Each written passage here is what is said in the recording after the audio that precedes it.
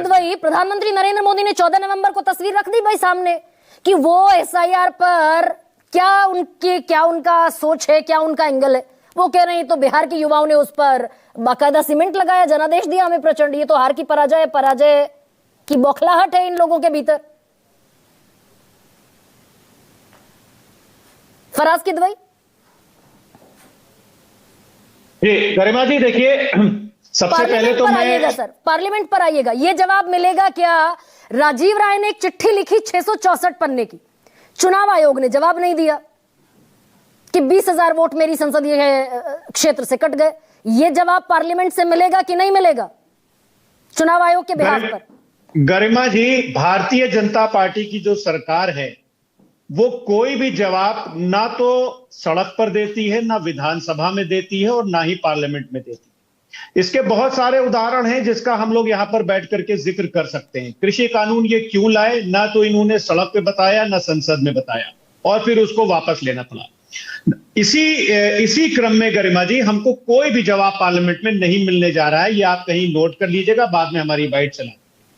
देखिए, यहां पर दो बातें हुई गरिमा जी, एक इन्फिल्ट्रेशन की बात हुई और दूसरी हुई एसआईआर को लेकर के। मतलब आप ये कह रहे हैं, इसके पहले इसको सॉर्टेड कर ले जरा फराज साहब, आप ये कह रहे हैं कि ये एसआईआर इतनी जल्दबाजी में, इतनी हड़बड़ी में क्यों कराया जा रहा है? सिर्फ 1 महीने की सीमा मिली, 1.25 महीना मान लीजिए। उत्तर प्रदेश में 15 करोड़ 44 लाख वोटर है, चुनाव आयोग ने कहा 100% पूरा कर लिया। 33 बीएलओ मर गए, आप कह रहे हैं कि इसका जवाब नहीं मिलेगा संसद से? बिल्कुल नहीं मिलेगा गरिमा जी। 700 किसान शहीद हो गए, उस पर क्या कभी कुछ जवाब मिला? नोटबंदी के बाद कितने लोगों की लाइन में लग करके मौत हो गई, उसका जवाब क्या भारतीय जनता पार्टी ने कुछ दिया?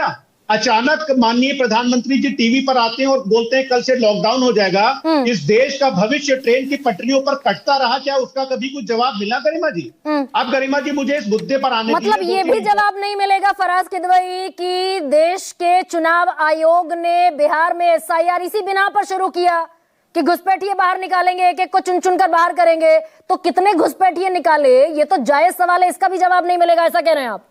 2017 में भारतीय जनता पार्टी की सरकार ने कितने घुसपैठिए निकाले? मुझे लगता है 50 के आसपास निकाले। हाँ। तो किस मुंह से जवाब देंगे गरिमा जी ये? जब कुछ हमेशा ये लोग फ्यूचर टेंस में बात करेंगे कि हम करेंगे, हम ये करेंगे, 15 लाख रुपए आएंगे, काला धन चला जाएगा, लेकिन हुआ क्या उसके बारे में ये कुछ नहीं बताते हैं। अब गरिमा जी, एक इंपॉर्टेंट चीज मैं आपको 2-3 यहां पर आपके सामने रखता हूं। आर्टिकल 326 की जो बात होती है और हुई भी, लेकिन उसमें एक लाइन ये भी लिखी हुई है कि every person who is a citizen of India and who is not less than 18 years of age shall be entitled to be registered as a voter at any such election।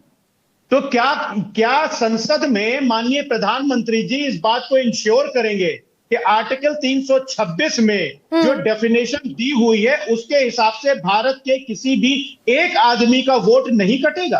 क्या इस बात का जवाब देंगे? और अभी भाजपा प्रवक्ता ने कहा ना, बड़ा गौरव का विषय है, तो क्या गौरव का विषय यह भी है जिसमें एक बीएलओ लिखता है कि take care of my kids, forgive me? ये आज की खबर है गरिमा जी। और मैं इन्फिल्ट्रेशन पर एक बात पूछना चाहता हूं। 2015 में किसकी सरकार थी? तब तो आ चुका था ना माननीय मोदी जी का अमृतकाल। आज से लगभग 10 साल पहले 2015 में क्या ये गलत है कि भारत और बांग्लादेश के बीच में भूमि समझौता नहीं हुआ था, जिसके तहत जमीन के टुकड़ों का आदान प्रदान भी किया गया था? क्योंकि बांग्लादेश में गहराई तक भारतीय क्षेत्र था और भारत में गहराई तक बांग्लादेश का क्षेत्र था, और वहां के नागरिकों को ये चॉइस मिली थी कि आप जो भी सिटीजनशिप आप लेना हो तो ले लीजिए। 2 नाम मैं बताता हूं, रबीउल हक और शमसुल हक, उन्होंने भारत की नागरिकता ली, उनको भी आपने बोला कि ये बांग्लादेशी हैं। तो ये तमाशा बना रखा है। दूसरी बात, अभी फिलहाल थोड़े से जायज सवालों पर फराज किदवई बड़ी बात कह रहे हैं वैसे आप, लेकिन मैं थोड़ा सा डेविएशन नहीं चाहती।